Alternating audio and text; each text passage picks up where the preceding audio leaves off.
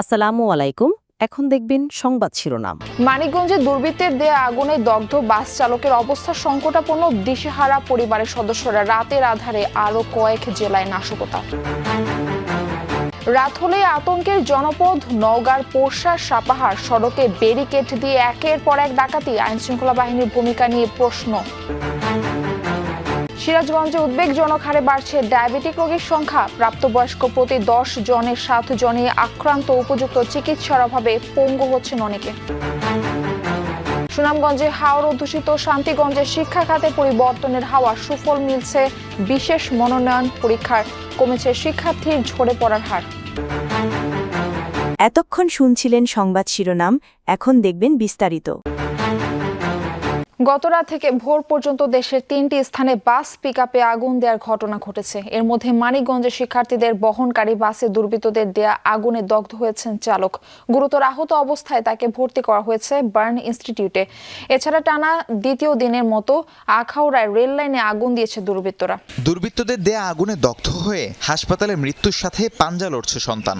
একমাত্র ছেলের কষ্টে বাকরুদ্ধ বৃদ্ধা মা। বৃহস্পতিবার রাতে মানিকগঞ্জের শিবালয়ে ঢাকা আরিচা মহাসড়কের পাশে থামানো ছিল দি হলি চাইল্ড স্কুল অ্যান্ড কলেজের বাসটি। হঠাৎ তাতে আগুন দেয় দুর্বৃত্তরা।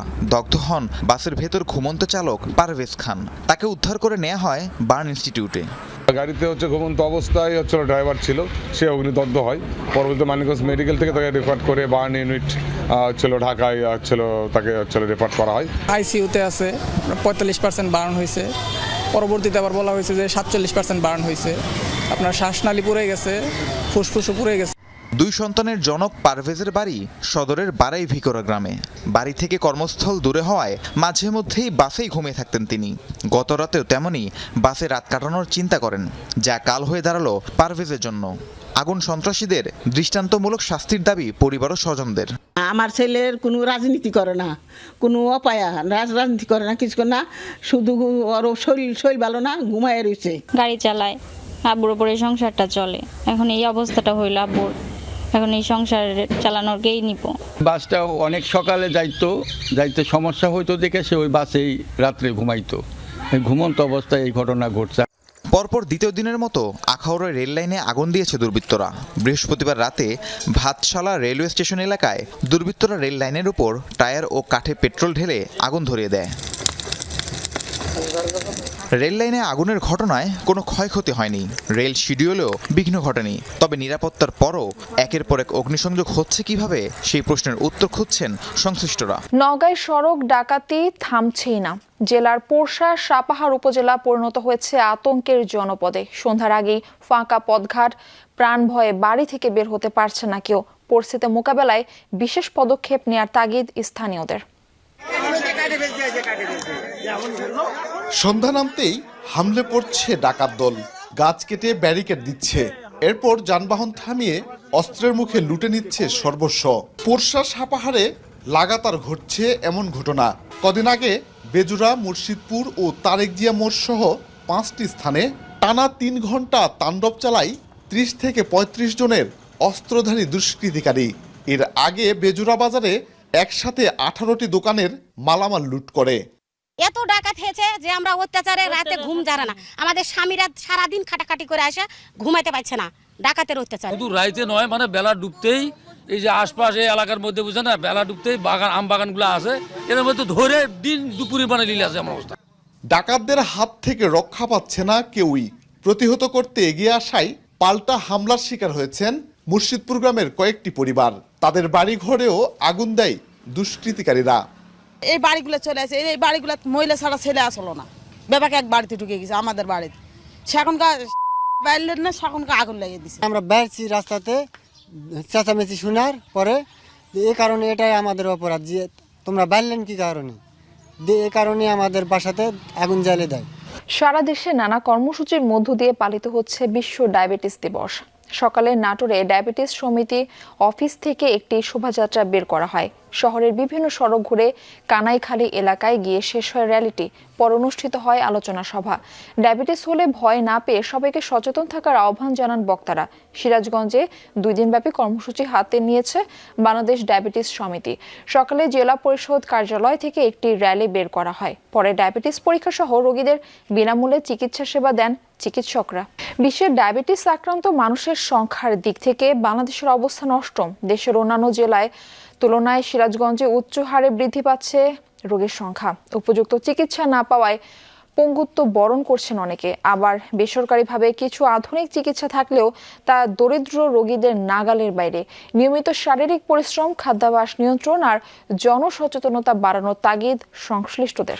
ভোরের আলো ফুটতেই শরীর চর্চায় মনোযোগী তরুণ থেকে মাঝবয়সী আর প্রবীণরা সবাই খুঁজছেন সুস্থতার পথ। উত্তরের জেলা সিরাজগঞ্জে উদ্বেগজনক হারে বাড়ছে ডায়াবেটিস রোগীর সংখ্যা। জেলা স্বাস্থ্য বিভাগের তথ্যে প্রাপ্তবয়স্ক প্রতি 10 জন রোগীর 7 জনের দেহেই বাসা বেঁধেছে এই ব্যাধি। গ্যারাজের থেকে একটা ঠোসকা পড়ে যায়, ঠোসকা পরে সেখান থেকে ঘা সৃষ্টি হয়, গায়ের থেকে আজ আমার পায়ের এই পরিণতি।